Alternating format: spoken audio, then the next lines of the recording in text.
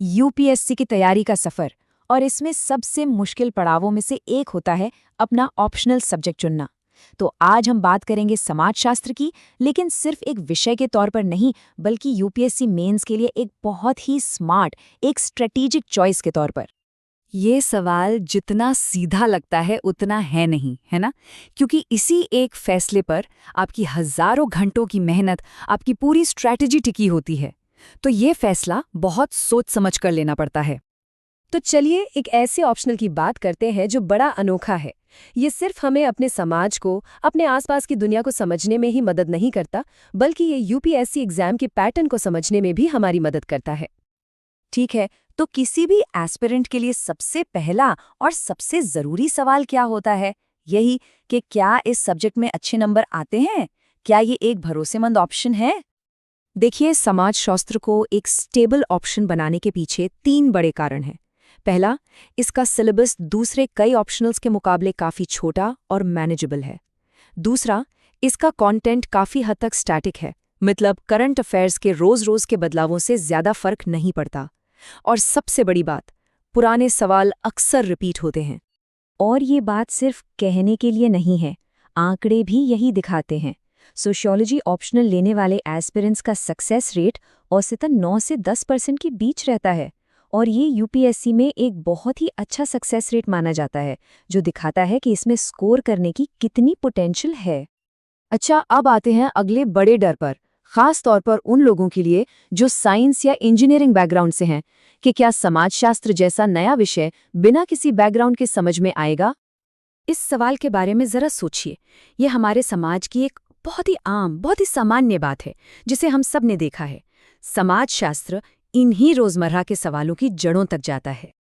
या फिर इस बदलते ट्रेंड को ही देख लीजिए। पहले ब्यूटी स्टैंडर्ड्स की बात सिर्फ महिलाओं के लिए होती थी, पर अब पुरुष भी ग्रूमिंग और लुक्स पर उतना ही ध्यान दे रहे हैं। तो समाजशास्त्र हमें यही समझने में मदद करता है कि ये सामाजिक बदलाव आखिर क्यों और कैसे हो रहे हैं। तो बात यह है कि समाजशास्त्र हमें कोई एलियन कॉन्सेप्ट नहीं सिखाता। ये उन्हीं चीज़ों का विश्लेषण करने के लिए एक सिस्टमैटिक तरीका, एक फ्रेमवर्क देता है, जिन्हें हम अपनी जिंदगी में पहले से ही देखते और महसूस करते हैं। और इसीलिए ये हर बैकग्राउंड के छात्र के लिए इतना सहज और दिलचस्प बन जाता है। लेकिन अब बात करते हैं समाजशास्त्र के सबसे बड़े स्ट्रेटेजिक फायदे की, और वो है इसका जबरदस्त ओवरलैप मेंस के दूसरे पेपर्स के साथ। ये एक फोर्स मल्टीप्लायर की तरह काम करता है। देखिए, जीएस पेपर 1 में इंडियन सोसाइटी का जो पूरा सेक्शन है, वो लगभग 50 से 75 नंबर का होता है, और वो प्रैक्टिकली समाजशास्त्र ही है। इसी तरह पेपर 2 में सोशल जस्टिस, पेपर 3 में इंक्लूसिव ग्रोथ और पेपर 4 में एथिक्स से जुड़े कई टॉपिक्स की गहरी समझ समाजशास्त्र से ही बनती है, और ऐसे में तो इसका फायदा मिलता ही है। और इस बात की पुष्टि टॉपर्स खुद करते हैं। पूज्य प्रियदर्शिनी 2018 बैच की AIR 11 का कहना है कि समाजशास्त्र ने उनके लिए एक ऐसी मजबूत नींव तैयार की जिसका फायदा उन्हें पूरी परीक्षा में मिला। तो अब आते हैं समाजशास्त्र की असली ताकत पर। ये सिर्फ आपको जानकारी नहीं देता, बल्कि आपको एनालिटिकल टूल्स देता है, सोचने के तरीके देता है, जिन्हें आप कई पेपर्स में इस्तेमाल कर सकते हैं। तो ये फ्रेमवर्क्स क्या हैं? देखिए, ये सोचने के बने बनाए मॉडल्स हैं, एक स्ट्रक्चर्ड तरीका जो किसी भी मुद्दे को एनालाइज करने में मदद करता है।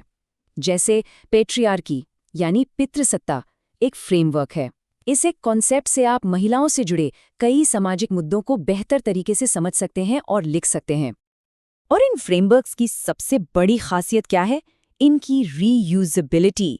मतलब आपने एक फ्रेमवर्क, मान लीजिए परिवार पर, पेपर 1 के लिए सीखा, आप उसे पेपर 2 में भी इस्तेमाल कर सकते हैं, जीएस के आंसर्स में भी इस्तेमाल कर सकते हैं, और यहाँ तक कि अपने ऐसे को स्ट्रक्चर करने में भी। ये एक बार पढ़ो और 5 बार इस्तेमाल करो जैसा है। तो चलिए, अब क्यों से कैसे पर आते हैं। अगर समाजशास्त्र चुनना है तो इसकी तैयारी के लिए एक प्रैक्टिकल और रियलिस्टिक प्लान क्या हो सकता है? देखिए, एक बहुत ही संतुलित प्लान बन सकता है। पहले 3 महीने सिर्फ कॉन्सेप्ट्स को अच्छे से समझने पर लगाइए।